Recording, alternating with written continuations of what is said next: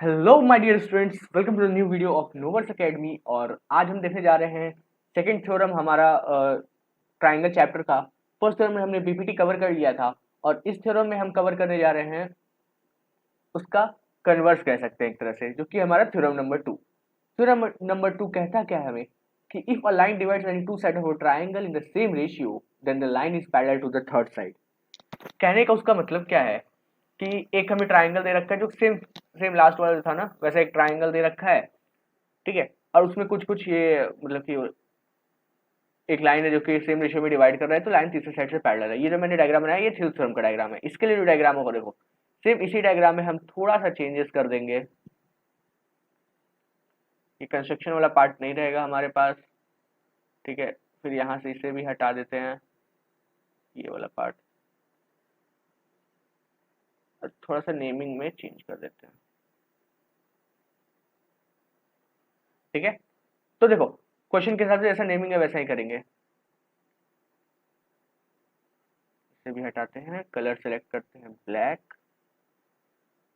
Now अब क्या कहता है हमें, हमें तो प्रूफ करना है डी पैरेलल बी सी, और हमें पहले से दे रखा है क्या, A D by D B is equal to A by E सी।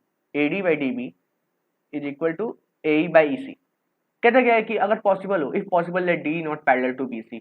मैंने पहले से ये सब लिख रखा है, कहता कि टाइम वेस्ट ना हो। अगर पॉसिबल हो तो हम क्या मान लें कि जो हमारा जो डी वाला पार्ट है ना, चलो ई को मैं क्या करता हूँ यहाँ पे, क्योंकि नॉट पैरेलल दिखाना है तो हम इसे यहाँ ले लेते हैं,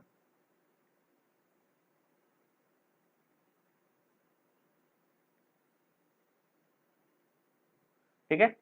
if possible let D not parallel to B C, तो हम क्या करेंगे, डी से एक और लाइन को ड्रॉ करते हैं, एफ, डी एफ।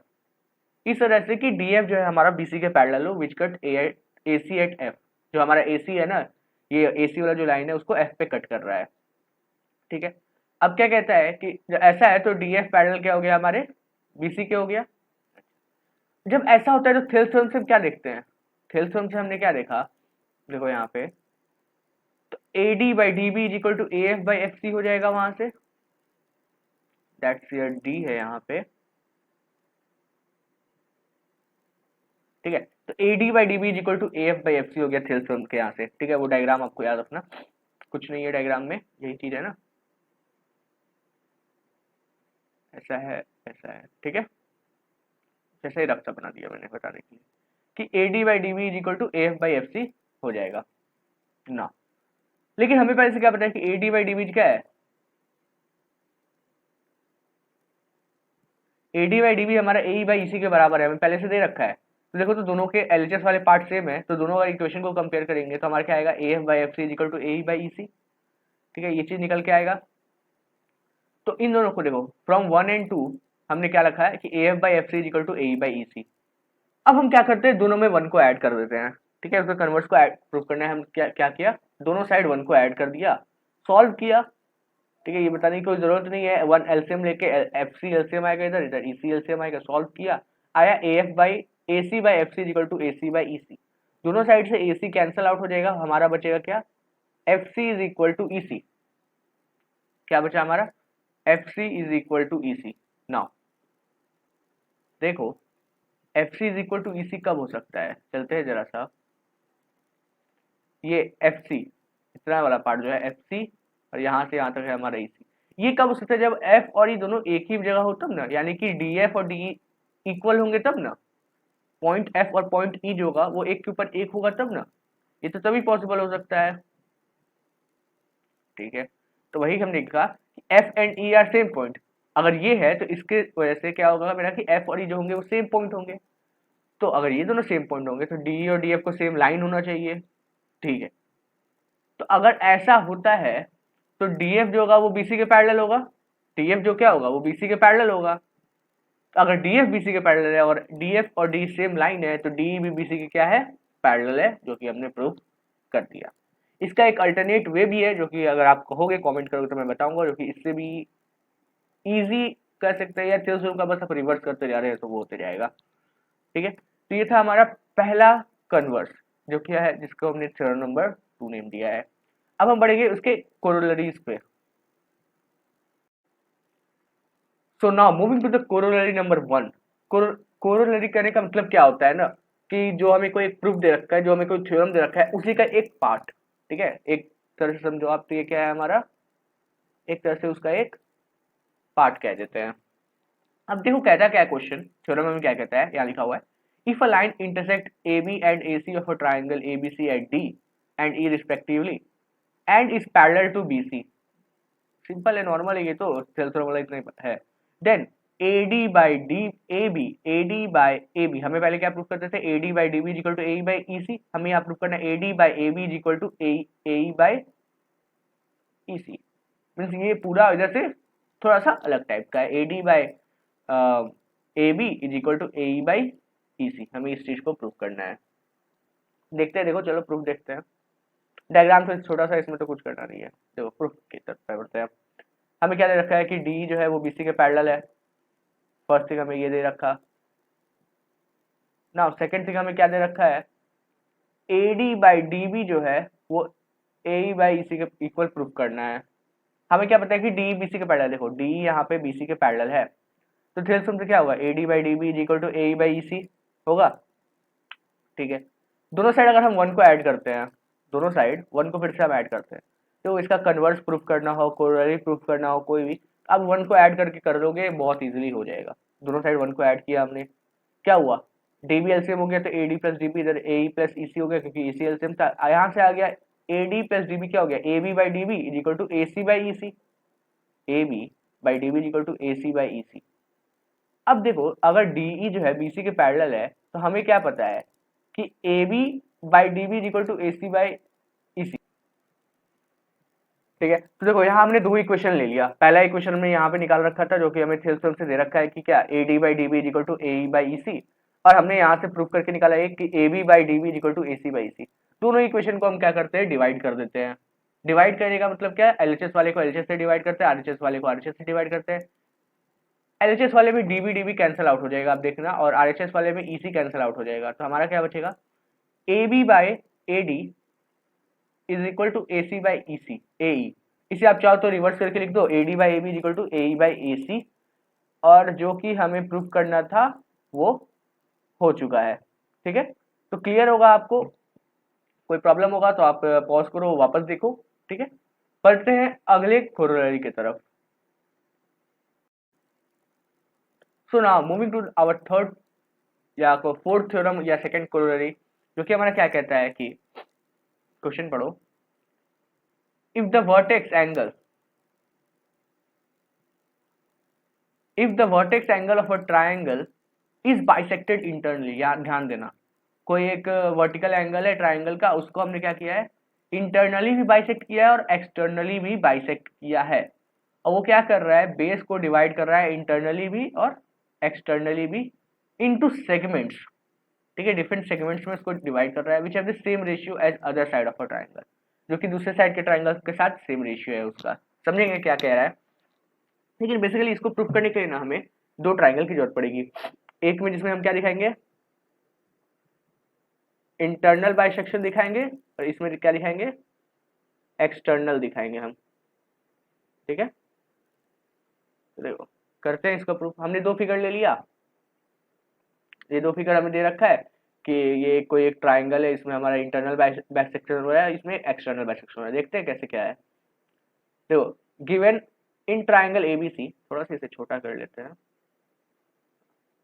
तो इन ट्राइंगल एबीसी एडी जो है वो एंगल बीएसी को डिवाइड कर रहा है, ए बी सी, इस ट्राइंगल में एडी जो है वो एंगल बी ए सी को इंटरनली डिवाइड कर रहा है। सेम यहाँ पे ए बी सी, सी यहाँ पे होगा, इसमें भी ए बी सी में एडी जो है वो उसको एक्सटर्नली डिवाइड कर रहा है। वो आप देख सकते हो, इतना तो समझदार हो कि एक्सटर्नली और इंटरनली कहाँ हो रहा है, पता चल रहा है हमें। और जो है ना, अब फिगर वन में आ जाओ, मीट बीसी, देखो अब ये जो बीसी है इस पे डी पॉइंट पे मिल रहा है फिगर वन में, और इसमें जो है बीसी पे डी पॉइंट पे मिल रहा है फिगर टू में, कोई दिक्कत नहीं, डायग्राम हमें समझ में आ गया। अब थोड़ा सा हम करते क्या है, हमें प्रूफ क्या करना है, B D by D C is equal to A B by A C.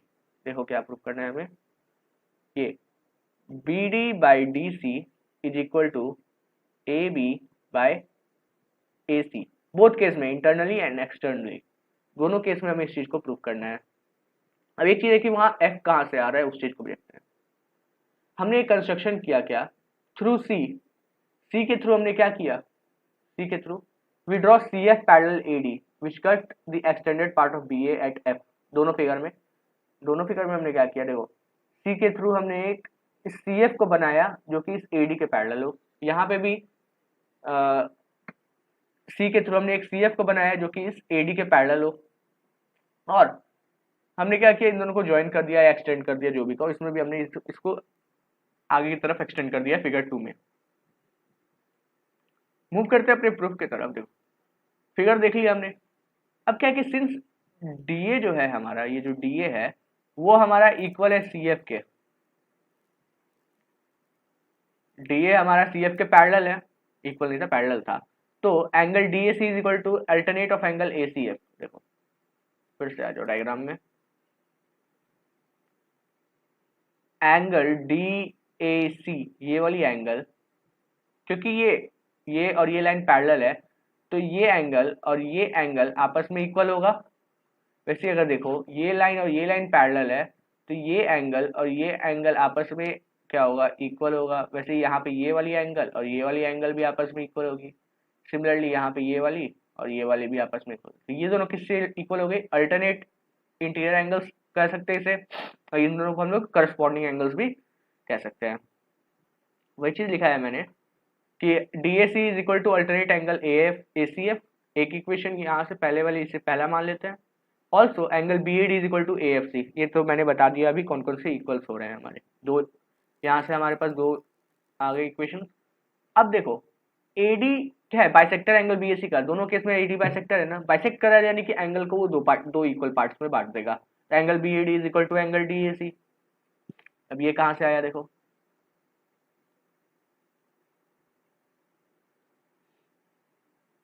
Angle BAD is equal to angle DAC, इस पूरे का क्या है, ये बाइसेक्टर है। अगर ये AD इस एंगल को दो पार्ट में बांटेगा। सिमिलरली केस में अगर ये बाइसेक्टर है तो इतना मतलब कि ये वाला पार्ट और ये वाला पार्ट आपस में क्या होगा, इक्वल हो जाएगा। मूव करते हैं, हमने क्या किया 1 2 और 3 तीनों से देखो तो कंपेयर करो, तीनों को जरा कंपेयर करते हैं। ACF आ रहा है इधर, AC, तो तीनों से हमें क्या है, angle ACF is equal to angle AFC। देखो एंगल ए पे ही काम हो रहा है, DAC के, देखो एंगल BAD AFC के बराबर है और एंगल BAD DAC के बराबर भी है, यानी कि हम कह सकते हैं कि एंगल DAC जो होगा, ये वाला एंगल हमारा, वो AFC के बराबर होगा और DAC ACF के भी बराबर है। तो यहाँ से हम क्या कह सकते हैं कि AFC जो होगा वो हमारा ACF के बराबर होगा। इसी वे में आपको बता दिया। वही चीज है हमारे पास ACF is equal to AFC। यहाँ से अगर ये दोनों एंगल इक्वल हैं, एक ट्राइंगल के अगर दो मीन्स उस ट्राइंगल में आप दिखाता हूँ मैं ACF और AFC को, क्या आया है देखो उस ट्राइंगल देखो ACF और AFC, ये वाली और ये वाले आप देखो एंगल को, अगर ACF ट्राइंगल ले लें, अगर दो एंगल इक्वल है तो ये दो साइड्स भी क्या होंगे, आपस में इक्वल निकल जाएंगे। वैसे यहाँ पे देख लो AFC एंड ACF, यहाँ से ये और ये साइड भी आपको इक्वल निकल जाएगा, यानी कि AF और AC जो साइड होगी वो आपस में बराबर होगी। तो यहाँ से क्या निकल के आया हमारा, therefore AC is equal to AF, ये हो गया हमारा चौथा इक्वेशन मान लो। अब क्या कहता है हमें कि DA जो है CF के पैरेलल है ना, हमने तो पहले ही कर रखा है उसे, तो BPT से क्या आएगा, BD by DC is equal to BA by AF। अब जहाँ AF है वहां पे क्या आ गया, AC आ गया, क्योंकि AC F के इक्वल है, जो कि हमें प्रूफ करना था, हमारा प्रूफ हो गया। तो यही था आज के वीडियो में। हमारे पास दो क्वेरीज थी, एक कन्वर्स था जो कि हमने कर रखा है, एक क्वेश्चन और रहेगा क्वेरी से जो कि मैं डिस्क्रिप्शन बॉक्स में डाल दूंगा, उसे आप खुद से ट्राई करना, नहीं होगा तो आप कमेंट करना, बता देंगे। ठीक है, नेक्स्ट वीडियो में मिलेंगे कुछ एग्जांपल्स के साथ, कुछ क्वेश्चंस करेंगे, फिर हम आगे बढ़ेंगे। ठीक है, thank you for watching the video, have a nice day, और शेयर करना नहीं भूलना।